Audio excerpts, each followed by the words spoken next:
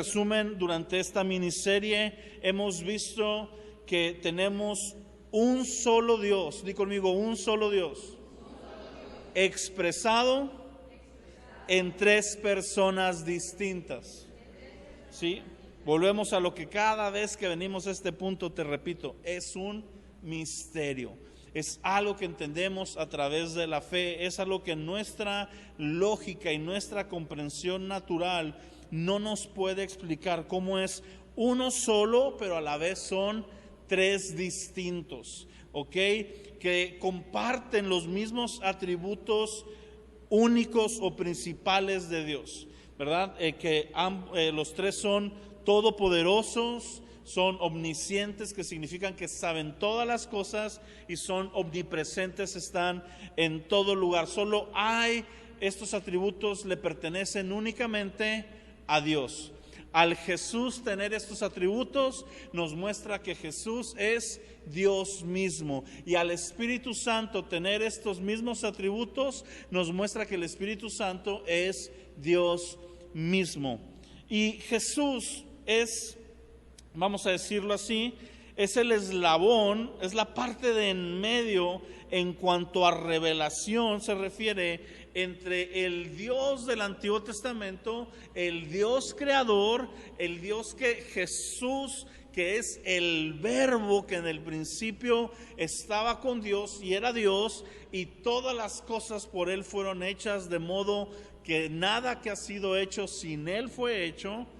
Él está introduciendo ahora, nos ha presentado al Padre, nos ha revelado cómo el Dios creador Yahweh del Antiguo Testamento, que hasta ese punto era un Dios lejano para el pueblo de Israel, ahora Él nos ha enseñado que le podemos decir papá, que nos podemos referir a Él como Padre y que podemos tener una relación íntima con Él, pero también a la vez de presentarnos la revelación del Padre, nos comienza a presentar al Espíritu Santo, ¿ok?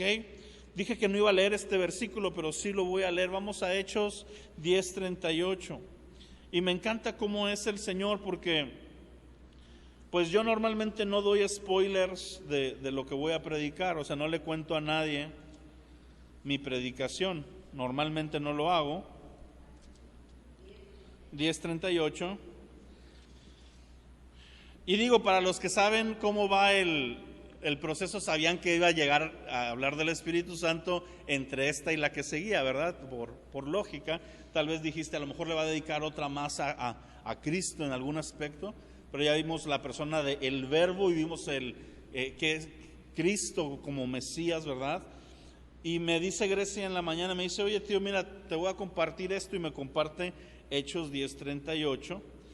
Y le digo, de eso voy a hablar el día de hoy. Me dice, ¿vas a predicar ese versículo? Le digo, no, ese no, pero otros. Pero bueno, siempre sí lo voy a hablar. Y dice, ¿cómo Dios, di conmigo, el Padre, ungió con el Espíritu Santo y con poder a Jesús de Nazaret? Ves a la Trinidad actuando en conjunto, pero lo que quiero ver es lo que sigue. Y cómo éste anduvo haciendo bienes, sanando a todos los oprimidos por el diablo, porque Dios estaba con él. Que este Dios estaba con él no solo se refiere al Padre, sino se refiere a esa unción del Espíritu Santo, ese revestimiento que tenía Jesús, de modo que Jesús, siendo Dios mismo, esta es parte del misterio, todos los milagros, todas las señales que Él opera, no las opera haciendo uso de su deidad, las opera bajo su humanidad, lleno del Espíritu Santo. ¿Por qué? Porque si no hubiera sido trampa, ¿verdad? Entonces, Él se presenta como hombre, se identifica con nosotros. ¿Cuál era la diferencia, o cuál es la diferencia principal entre Jesús y nosotros? Yo lo ligo a dos cosas. Número uno, la santidad, ¿verdad? No había nada de pecado en Cristo, no había nada que pudiera estorbar al libre fluir del Espíritu Santo en la vida de Jesús, en Él y a través de Él, pero también el sometimiento que Jesús tenía al Espíritu Santo y al Padre, ¿verdad? Jesús dice en varias ocasiones: yo no hablo lo que yo quiero hablarles, yo no les hablo de mi cuenta, sino que yo solo hablo lo que oigo al Padre hablar y hago lo que veo al Padre hacer. Y cuando Jesús es llevado al desierto, dice la palabra que fue llevado al desierto por el Espíritu Santo.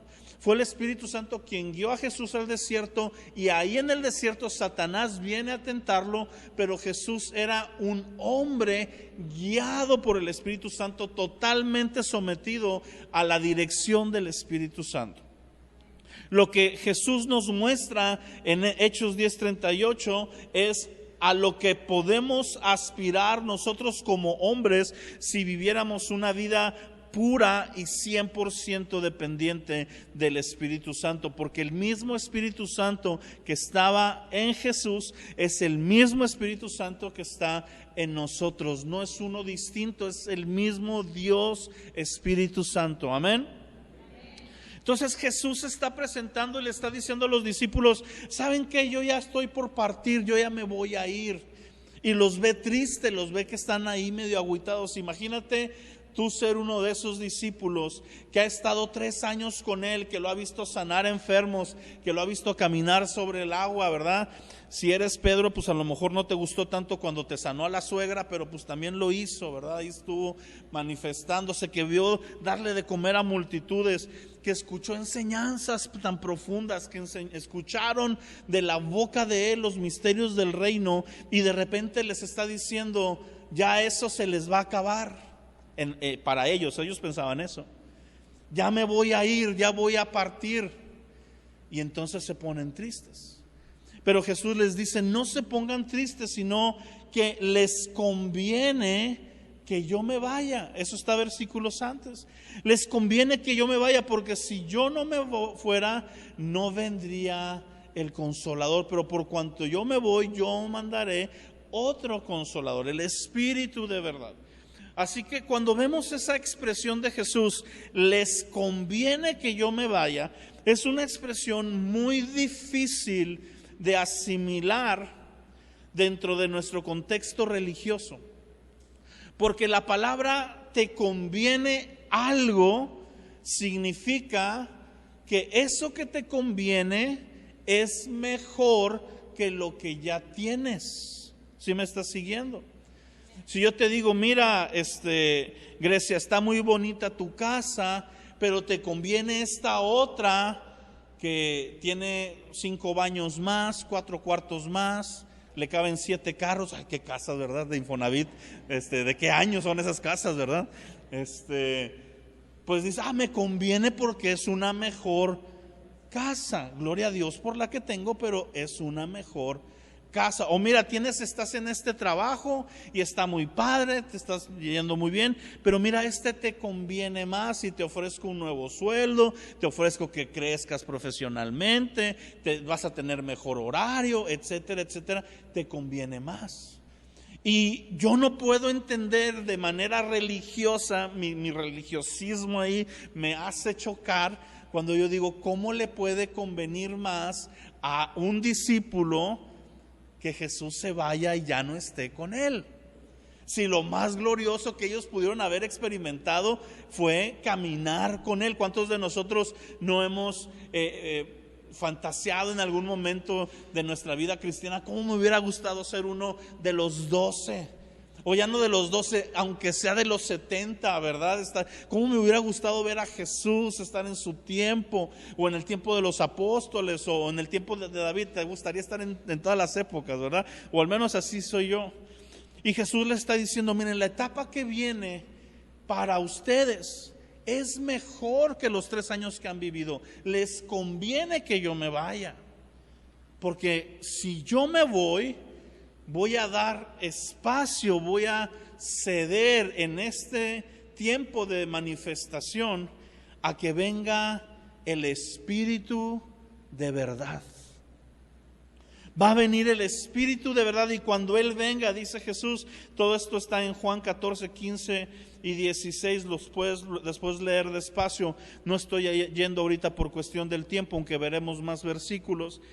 Dice: cuando Él venga, Él me glorificará. Él tomará de lo mío y se los hará saber. Él les va a revelar todas las cosas. Él los va a convencer de justicia y de juicio. Él va a hacer esta obra en ustedes. Y la palabra con la que lo presenta, el título es el Espíritu de verdad. ¿Por qué? Porque en el Espíritu Santo está toda la verdad de la Trinidad de Dios. Amén. Pablo dice en el libro de Corintios: ¿quién conoce la mente del hombre y el corazón del hombre sino el espíritu del hombre? De la misma manera, el Espíritu Santo dice conoce la mente y el corazón de Dios, y el Espíritu Santo viene y nos lo revela. Nosotros por nuestra humanidad, porque aún tenemos este cuerpo débil de carne, no podemos entrar a la gloria del Padre. Vamos a entrar cuando seamos transformados, pero en este momento no pudiéramos estar delante de Él y por tanto pudiéramos perdernos su voluntad y sus planes. Pero Dios es tan bueno que el Espíritu Santo, que es el Espíritu de Dios, que conoce los sueños, planes y pensamientos de Dios, ha venido a vivir en nosotros y Él nos revela todo lo que quiere Dios Padre de nosotros, nos revela todo lo que Cristo es para nosotros y nos enseña a través de la Escritura que Él, el Espíritu Santo, inspiró todo lo que conviene a nosotros. Amén.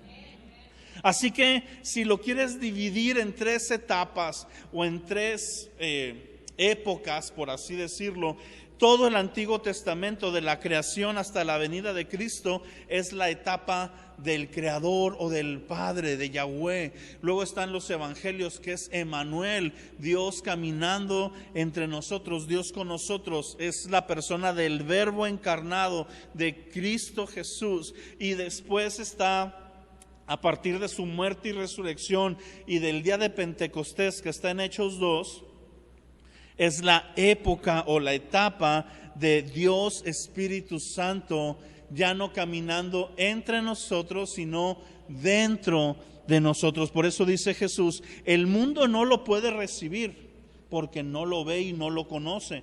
Ustedes lo conocen. ¿Por qué dice ustedes lo conocen si aún no ha venido a vivir dentro de ellos? Porque conocen a Jesús. Amén. Porque han visto a Jesús. Y de la misma manera que Jesús dice: el que me ha visto a mí, ha visto al Padre. Si lo has visto a Él, has visto al Espíritu Santo. Porque el Espíritu Santo es el Espíritu de Cristo que está en Cristo. Es el Espíritu de Dios. Amén. Y es el Espíritu de verdad, porque Jesús es el camino, la verdad y la vida. Así que no lo conocen, dice, porque mora con ustedes. O sea, está con ustedes porque yo que lo traigo en mí, estoy con ustedes, pero estará, lo promete, y estará con ustedes y no los dejaré huérfanos. Y luego dice: vendré a ustedes. Entonces, cuando viene el Espíritu Santo a ti, también está viniendo Jesús, porque los 3 son uno solo. Amén. Ahora lo presenta como el Consolador. Les dará otro Consolador. ¿Por qué dice otro? ¿Cuál es el Consolador que ya tienen? Jesús mismo. Ese es el primer Consolador, vamos a llamarlo así. La palabra Consolador significa el ayudador. ¿Qué es la palabra griega parakletos? Que significa uno que está para ayudar. Tú y yo oímos Consolador y nos imaginamos una persona en la que estamos llorando ahí en el hombro y nos está diciendo: ya, sana, colita de rana, ¿verdad? Todo va a estar bien. No se refiere a ese tipo de consolación, se refiere a que nos va a ayudar. ¿Ayudar a qué? Ayudar a caminar de la manera en la que Dios espera que caminemos, la cual en nuestra propia naturaleza nos es imposible hacerlo. Pero si se mete el Espíritu Santo en nosotros, nos habilita, escribe la ley en nuestros corazones, cambia nuestro corazón de piedra por un corazón de carne y nos llena de sus pensamientos, de sus deseos, de su voluntad, y entonces pues podemos lograr agradar a Dios. Amén. Entonces, el Espíritu Santo en el Antiguo Testamento vemos manifestaciones de Él.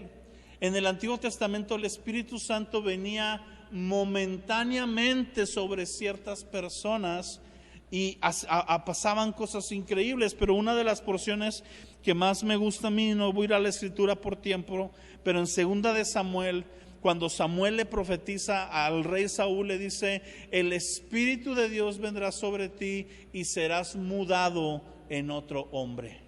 Esa es parte de la promesa esencial del Espíritu Santo. Cuando el Espíritu Santo viene a nuestra vida, nos cambia, nos muda, nos transforma. Di conmigo, nos hace nuevos. Sí, porque no es que mejora quién eres, sino que literalmente acaba la persona que tú eras, termina contigo y hace uno nuevo de ese punto en adelante. No es una leve mejoría, es todo un cambio, ¿verdad?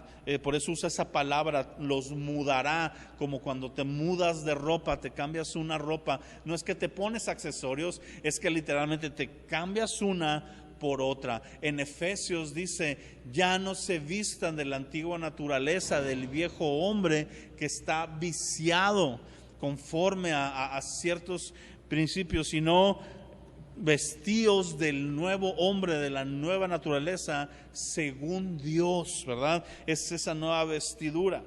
Ahora vamos a leer un poquito más. Vamos a Hechos capítulo 5.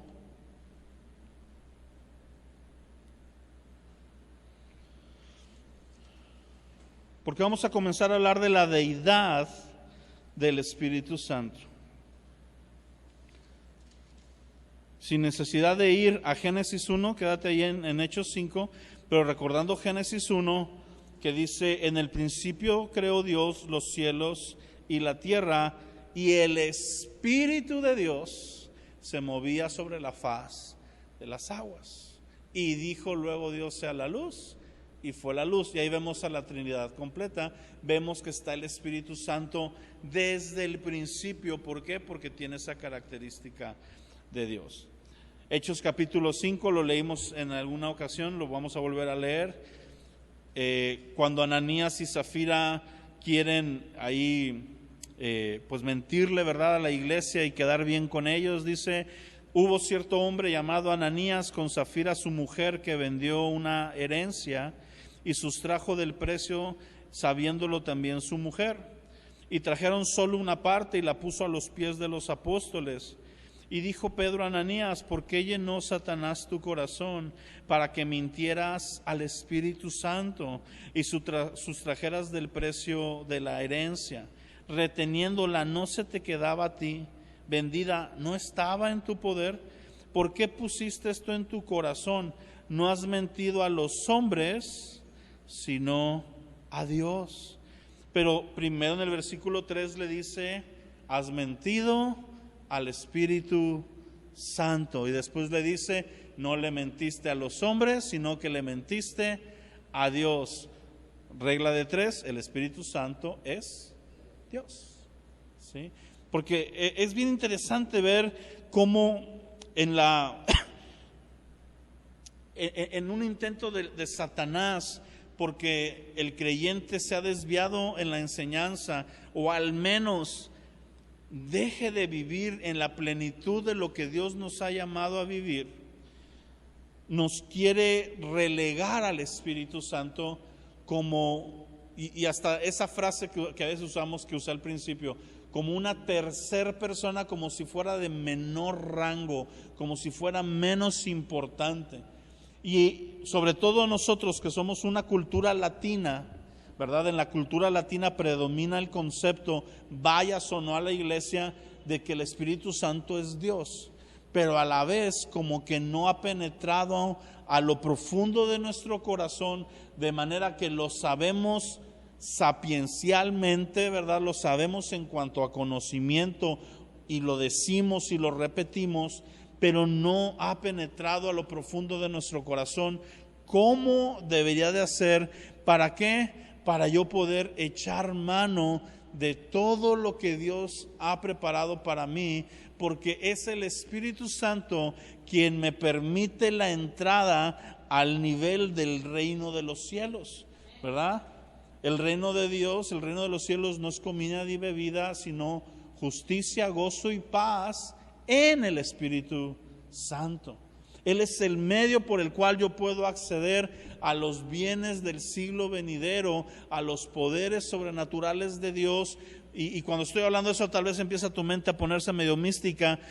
No me estoy refiriendo a milagros, a señales, aunque son parte de eso. Me estoy refiriendo simple y sencillamente a poder echar mano de toda la bondad de Dios para poder vencer a mi carne, vencer la naturaleza, vivir en justicia, dejar el pecado, amar al prójimo, vivir en santidad y sobre todo amar a Dios como merece ser amado. Ninguna persona, ningún hombre, ninguna mujer va a poder amar a Dios como Dios lo demanda si el Espíritu Santo no implanta ese amor en nuestro corazón. No son emociones. Usamos nuestras emociones porque las tenemos. No estamos peleados con las emociones. Nuestras emociones Dios nos las dio para que las virtiéramos en Él. No nos guiamos por ellas, ¿ok? Pero sí hacemos uso de ellas. Es decir, yo puedo usar la pasión que Dios ha puesto en mi corazón y emocionalmente amarlo, pero amarlo va más allá de la emoción. La definición más clara del amor del hombre hacia Dios se expresa en obediencia. Jesucristo lo dijo: si me amas, guardarás mis mandamientos. No dijo: si me amas cantarás alabanzas, si me amas irás a la iglesia, si me amas vas a diezmar, si me amas invitarás a tu pastor a comer. No dijo eso. Lo puedes hacer. Todo lo que dije lo puedes hacer. Lo último lo puedes hacer muchas veces. ¿Sí? Dice: si me amas me vas a obedecer. Tu obediencia como hombre expresa tu mayor adoración hacia Dios. Y tu obediencia jamás será genuina si no es una obediencia guiada por el Espíritu Santo. No es que hagas la cosa, es que en tu corazón haya un deseo de honrar y de obedecer. Y eso solo es implantado en nosotros cuando el Espíritu Santo viene a nosotros. Ahora, Hechos 15:28, están tomando una decisión en el concilio. Se juntaron a tomar ciertos dudas que tenían. Se junta toda la iglesia de aquel tiempo, se juntan los líderes más prominentes de su época y expresan esta frase que me gusta mucho. Dice: porque ha parecido bien al Espíritu Santo y a nosotros no imponerles ningún cargo más que estas cosas necesarias. ¿Quién era el que tomaba las decisiones en la iglesia del libro de Hechos? El Espíritu Santo. Pero me encanta porque lo están introduciendo, di conmigo, como una persona. ¿Sí? No como un poder. No dicen: ay, sentí. No, fue muy claro. Le parece bien al Espíritu Santo y a nosotros. ¿Qué nos dice eso? Que en algún momento de esa reunión estaban juntos y juntos consultaron al Espíritu Santo y efectivamente el Espíritu Santo les habló.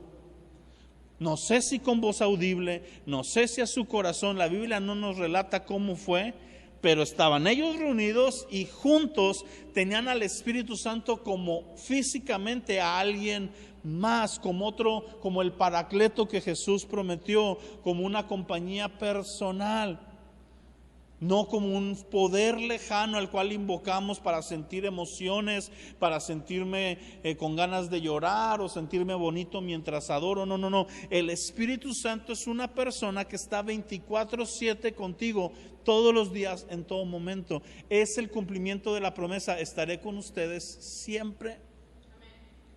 Siempre. Así que cuando el Espíritu Santo interactuaba con la iglesia, Él tomaba las decisiones. ¿Y quién puede tomar las decisiones de la iglesia si no solo Dios? Porque finalmente, ¿a quién le pertenece la iglesia? A Dios, específicamente a Cristo. ¿Y por qué el Espíritu Santo se toma atribuciones de hacia dónde debe de ir la iglesia de Cristo? Muy sencillo: porque es el Espíritu de Cristo. Porque los tres son uno. Amén. Entonces, fíjate, ellos no decían mi iglesia. Pedro no dijo, ¿saben qué? Yo he decidido, porque yo soy la piedra sobre la cual se va a fundamentar la iglesia, que esto sea así. Dice, no, nos juntamos. Y entre los tres, pero más importante que entre los tres, porque era Jacobo, Pedro y Juan, más importante que entre nosotros, el Espíritu Santo nos ha mostrado, nos ha revelado que hagamos estas cosas. Así que vemos la deidad del Espíritu Santo, vemos que el Espíritu Santo es una persona. Y cuando decimos persona, nosotros como seres humanos batallamos, porque lo que tú te estás esperando, cuando yo digo persona, tú estás esperándote ver un bulto, ver alguien ahí, ¿sí? O sea, físicamente hablando, tú esperas un ser que no es lo mismo que una persona. El Espíritu Santo es una persona, valga la redundancia, espiritual, no tiene un cuerpo físico, aunque si quisiera se pudiera manifestar y materializar, ¿verdad? No es una paloma, tomó forma de paloma. No es fuego, el fuego lo simboliza. No es aceite, el aceite lo simboliza. No es viento, aunque se manifestó como un viento recio. El Espíritu Santo es un espíritu, es la deidad, no es una, porque deidades no hay muchas, es una sola. Dios que se expresa en Dios Padre, Dios Hijo y Dios Espíritu Santo. Es una persona de la deidad, es la manera correcta de decirlo, porque si decimos es una de tres deidades, ahí ya caemos en una herejía, ¿verdad?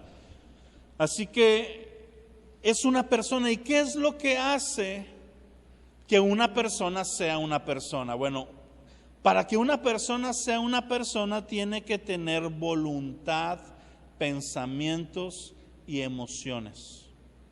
Si estas tres cosas y conocimiento, ¿verdad? Si estas cosas se conjugan en un ser, sea físico o sea espiritual, es una persona. El Espíritu Santo tiene emociones. Nos dice Efesios 4:30, no contristes al Espíritu Santo de Dios, con el cual fueron sellados para el día de la redención. Efesios 4:30, no contristes, traducido al castellano moderno, no entristezcas, no le infrinjas algún dolor en sus emociones. Así que si el Espíritu Santo puede sentir tristeza, nos dice que tiene emociones. Un poder como tal no tiene emociones, ¿verdad? Tú no dices qué triste está la luz. La luz es una energía, ¿sí? Tú no dices, ay, se me hace que anda bien contenta hoy el aire. Es todo un loquillo el día de hoy. No. La luz, el agua está enojada conmigo. No tiene emociones. Es materia, es energía. No tiene sentimientos. Pero Jesús se entristeció. El Padre en el Antiguo Testamento se entristece, se enoja, se alegra. Y el Espíritu Santo, como es una persona divina, una persona espiritual, expresa emociones. Y tú y yo tenemos la capacidad de tocar las emociones del Espíritu Santo para bien y para mal, de ponerlo triste o ponerlo contento. Qué increíble. ¿Por qué? Porque somos una mera creación de Él y nos ha cedido por amor, nos cede el hecho de que podamos influir en cómo Él siente. Así que tenemos que tener cuidado con cómo vivimos, porque como tú vives, provoca emociones en el corazón del Espíritu Santo.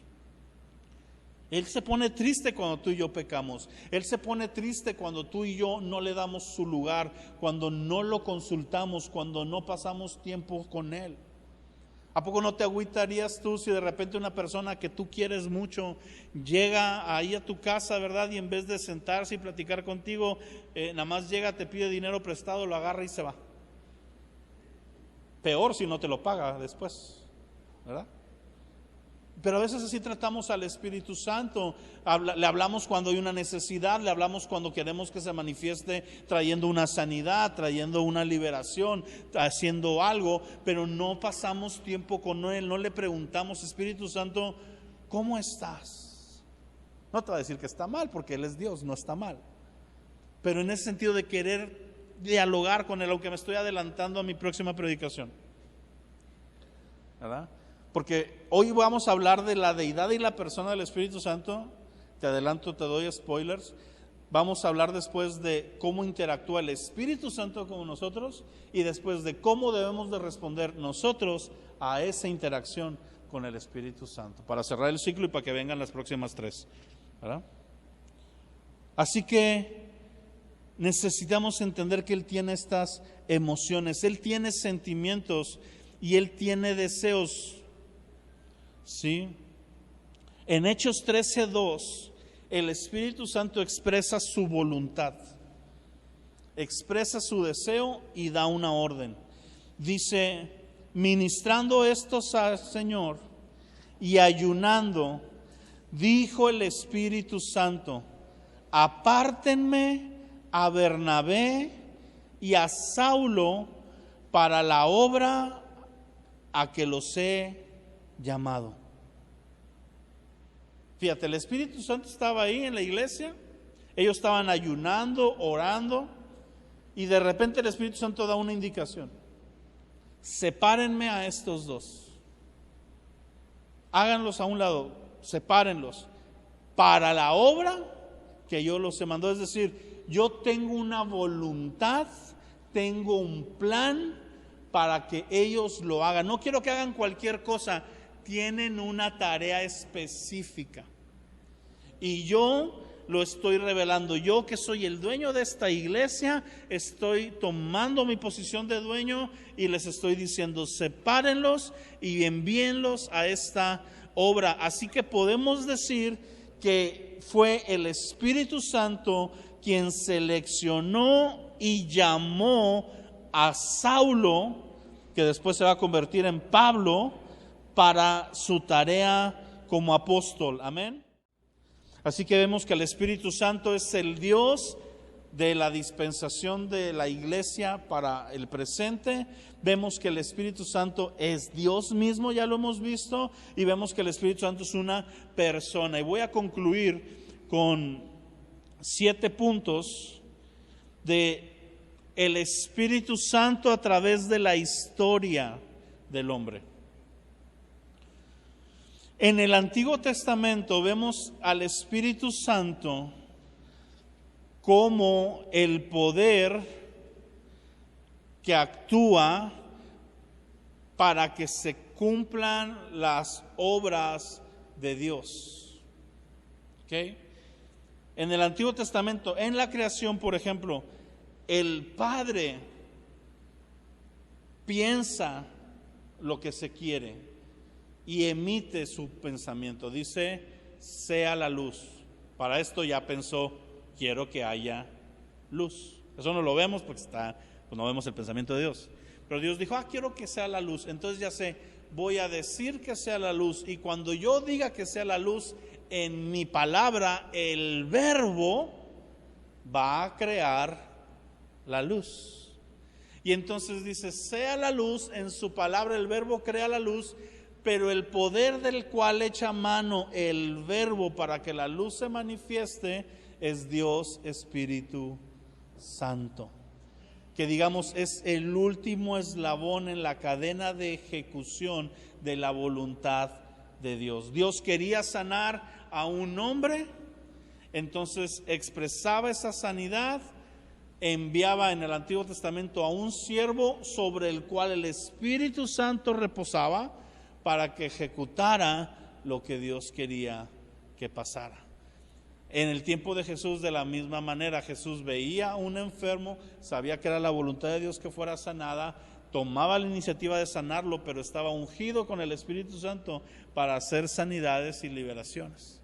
y era el Espíritu Santo quien concluye. Así que vemos que a lo largo de la historia el Espíritu Santo es ese último eslabón. Por eso algunos lo han confundido y le han mal llamado el poder de Dios. Pero no es solamente el poder de Dios, es una persona por la cual se expresa efectivamente el poder de Dios. Mateo 12:28, Jesús dice, ¿verdad? Mas yo, si por el Espíritu de Dios echo fuera demonios. ¿De quién era la voluntad que fueran echados fuera los demonios? Del Padre. ¿Quién lo ejecutaba? El Hijo. ¿Por medio de quién? Del Espíritu Santo. Y vemos trabajando a la deidad siempre, siempre. Pues vamos a hacer que nazca el Salvador, lo desea el Padre, el Verbo se encarna, siendo puesto en el vientre de María por el Espíritu Santo. Y así sucesivamente vemos al Espíritu Santo obrar. En la resurrección de la misma manera, el Padre desea la resurrección, el Hijo él mismo toma su vida, la toma, y es el Espíritu Santo el que vivifica el cuerpo de Jesús y luego lo transforma y lo glorifica. Y deja de ser un cuerpo normal para ser un cuerpo glorificado. Así que a lo largo de la historia es el Espíritu Santo quien ejecuta las señales y los milagros del Padre expresados en el Hijo. Ahora, acompáñame a Hebreos 9:14, este sí lo quiero leer. Hebreos 9:14. Porque esto es bien importante que lo entendamos, es un misterio profundo. Porque cuando entendemos esto nos va a cambiar mucho también el cómo servimos a Dios, el cómo hacemos cosas para Dios. Dice, cuánto más la sangre de Cristo, el cual mediante el Espíritu Eterno se ofreció a sí mismo sin mancha a Dios, limpiará vuestras conciencias de obras muertas para que sirváis al Dios vivo. Ojo con esta frase. Cristo, el cual, la sangre de Cristo, ahí puedes personalizar a Jesús, porque cuando dice el cual se está refiriendo a Cristo. Cristo, mediante el Espíritu Eterno, se ofreció a sí mismo. El Espíritu Santo fue el medio por el cual Jesús se ofrece, cumpliendo lo que estaba desde Juan 3.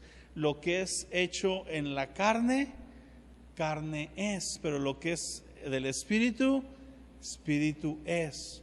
El acto de Jesús es un acto espiritual porque se ofreció mediante, teniendo un cuerpo carnal, se ofreció por medio del Espíritu eterno.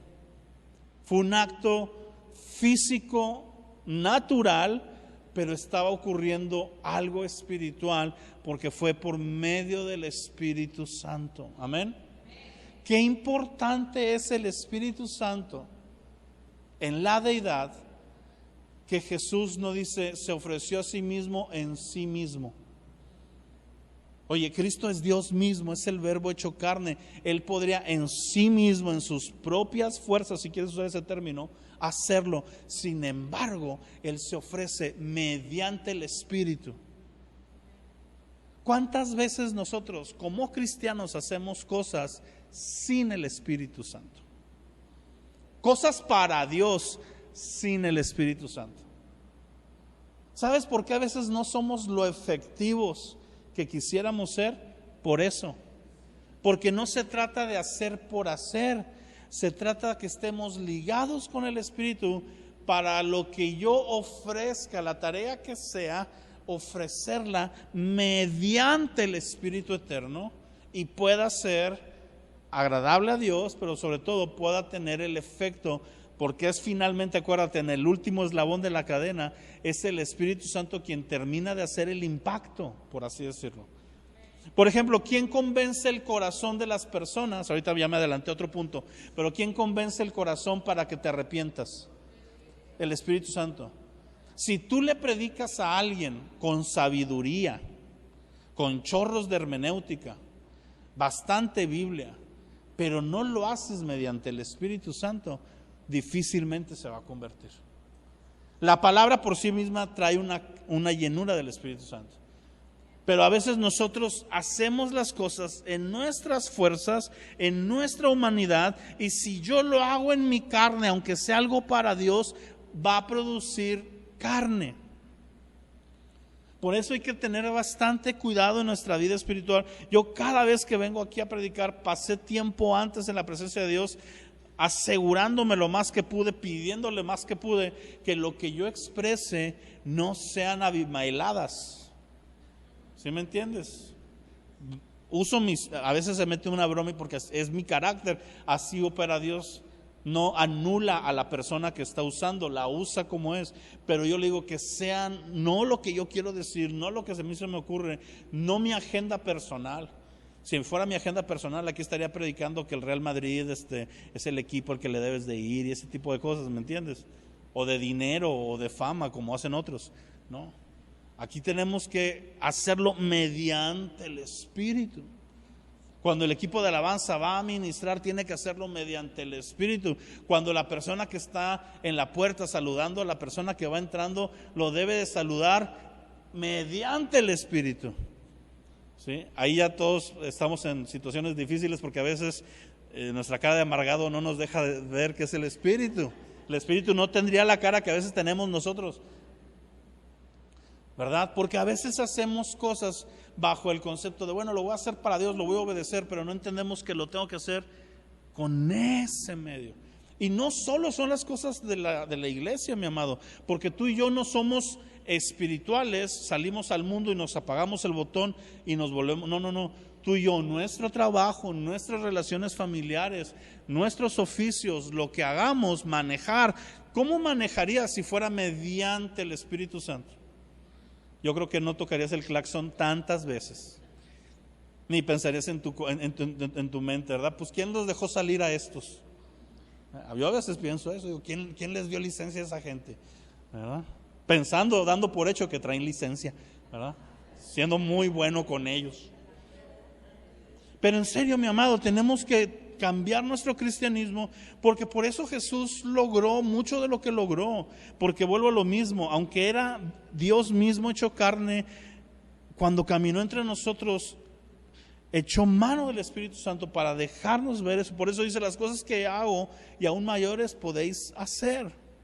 Y eso nos vuela la cabeza y tratamos de justificarlo de mil y un maneras. Muchas veces la única justificación es, no estoy moviéndome mediante el Espíritu Santo, y por eso no estoy consiguiendo, y lo tratamos de maquillar. No, es que los milagros eran en otra época, eran más necesarios, mira, es por la fe, bienaventurado el que no vio y creyó, y sacas tu arsenal de justificación, pero a veces es porque estoy más caminando en la carne que mediante el Espíritu Santo. Y el acto mayor que un hombre ha realizado, que es la redención de la humanidad en la cruz, no fue hecho solamente porque podía hacerlo, fue mediante el Espíritu. Amén. Así que el Espíritu Santo también, según Romanos 8:11, dice, si el Espíritu de aquel que levantó de los muertos a Jesús mora en ustedes, el que levantó de los muertos a Cristo Jesús vivificará también vuestros cuerpos mortales por su Espíritu que mora en ustedes. Así que el Espíritu Santo resucita a Cristo, y el Espíritu Santo va a resucitar o a transformar al creyente en la segunda venida de Cristo. Amén. La palabra vivificar ahí, ¿verdad? Vivificará también, en el original tiene que ver con glorificará. Está usando un mismo término, tanto aplicable si moriste y resucitas en el día postrero, así no has muerto y eres tomado en los aires. Es el mismo principio de vivificar, de glorificar, de transformar lo corruptible a lo incorruptible.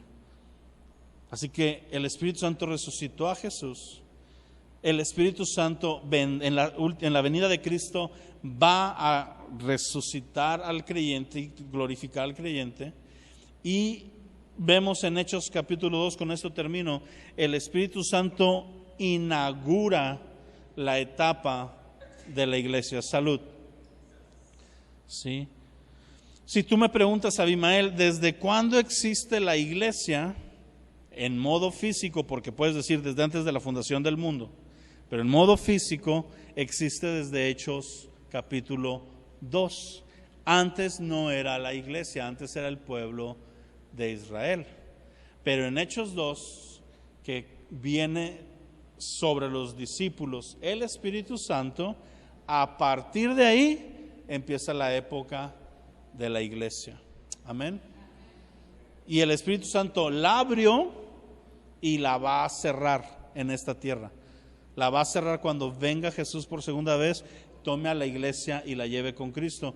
Y después la iglesia seguirá operando en la eternidad. Yo estoy hablando de la época de la iglesia en la tierra, en el mundo, antes de la venida de Cristo, antes del milenio, porque la iglesia permanece después del milenio, etcétera, etcétera, etcétera. Pero estoy hablando de esta parte, la que es en la que se puede afectar a lo que es nuestro entorno. Pero es imposible, mi amado, que tú y yo vivamos de la manera que se necesita si no somos habilitados por Dios Espíritu Santo. Amén. Así que no es el menos importante de los tres. No es la tercera persona de la Trinidad, no es el último de la lista, no, Padre, Hijo, sí existe el Espíritu Santo, no, tenemos que traerlo al protagonismo que tiene el Padre y que tiene el Hijo. La iglesia tiene que relacionarse con Él de la misma manera, la iglesia tiene que rendirle adoración y entrega al Padre, al Hijo y al Espíritu Santo, amén. Es la doxología es la expresión de adoración de la iglesia a Dios Padre, Dios Hijo y Dios Espíritu Santo, entendiendo que tienen roles distintos. Por ejemplo, yo al Espíritu Santo no le voy a decir gracias Espíritu Santo por haber muerto por mí en la cruz, porque el que murió fue Cristo. Ay, pero los tres son uno. Sí, los tres son uno, pero se expresan en tres personas distintas. Si lo quieres ver muy, muy, muy práctico, pues le puedes decir lo mismo a los tres. No caerás en una herejía. Pero si te quieres empezar a profundizar y sobre todo a conocer, tus oraciones pueden ser distintas. En vez de decirle, Dios, revélame tu voluntad, puedes ser todavía más específico y puedes decirle, Espíritu Santo, tú que conoces el corazón y la mente del Padre, y dice tu palabra que tú me lo puedes revelar, me lo revelarías, Espíritu Santo, me lo muestras. Es una oración muy distinta a nada más decir, Dios, que se haga tu voluntad, ¿verdad? No, Espíritu Santo, muéstrame la voluntad de Dios. Ya te la mostré. Híjole, no tengo la fuerza para hacer eso. Me das la habilidad para realizarlo. Porque la obra de Dios, la voluntad de Dios se hace en la tierra porque tú la haces. ¿Sí? Por eso el Padre nuestro dice que venga tu reino y que se haga tu voluntad. El reino viene, pero la voluntad se hace. Y nosotros estamos acostumbrados a tratar de hacer el reino y querer que la voluntad aparezca. No, mis amados, es al revés. Siempre hacemos las cosas como que volteadas. Hay gente que anda discipulando demonios y liberando inmaduros, ¿verdad? Y es al revés, al inmaduro lo disipulas y al endemoniado lo liberas, ¿verdad? Entonces, toda esta plática, toda esta enseñanza, va a haber más parte, yo te invito a que sigas viniendo, pero comienza hoy por tener una charla. Yo te invito a que en la noche, o tal vez ahorita, en el espacio que tú le puedas dedicar un buen tiempo, no lo hagas a la prisa, no lo hagas a la carrera. Antes de dormirte, no sé, duérmete una hora más temprano o algo, despídete de tu familia, enciérrate en tu cuarto, ponte en paz y háblale al Espíritu Santo, específicamente. Me estoy adelantando a las próximas enseñanzas, pero es parte de la comunión con el Espíritu Santo. Y yo me acuerdo que mi primera oración verdadera, genuina, dirigida al Espíritu Santo fue: no sé quién eres. Siempre he sabido que existes, pero no sé quién eres. Y te quiero conocer. Fue bien sencillo. Y cambió mi vida esa oración. ¿Ok? Entonces, yo te invito a que tomes ese tiempo. Cuando ores la Escritura, acuérdate que el que la escribió de los tres fue el Espíritu Santo. Es el que inspiró, fue el Espíritu de Él, el Espíritu de Cristo que estaba en los profetas, el que hablaba las cosas que estaban por venir y el que implantó en los escritores de la Escritura todo lo que está escrito. Así que Él es el autor de la Escritura. Cuando tú quieres saber qué significa algo, cuando, por ejemplo, ahorita no está, pero Alejandra de repente me escribe cosas y la mayoría de veces tengo que ir con ella y decirle: ¿qué dice aquí? Porque son puras solitas. ¿Verdad, Nel? Que tu mamá se escribe puras solitas así de mar. Entonces, de la misma manera, cuando tú estés aquí leyendo, ve con el Espíritu Santo y dile: ¿qué dice aquí? Tú la escribiste. Tú me puedes revelar, aunque yo no sepa griego, ni hebreo, ni reglas de hermenéutica. Si tú estás conectado de verdad con el Espíritu Santo te va a revelar lo que Él quería transmitir. Amén. Todo lo demás son herramientas, pero es el Espíritu Santo del que debemos depender. Es el Dios que está ya no con nosotros, en nosotros. ¿Sí? Es tu guía, es tu dirección, es tu GPS espiritual. ¿Sí? Yo sé que ustedes hoy ya todos buscan por Google Maps. ¿Sí? Ya todos, mándame la ubicación. Así, Espíritu Santo, mándame tu ubicación. Ubícame en qué quieres que haga y que te muestre dónde, qué, cómo, cuándo. Amén.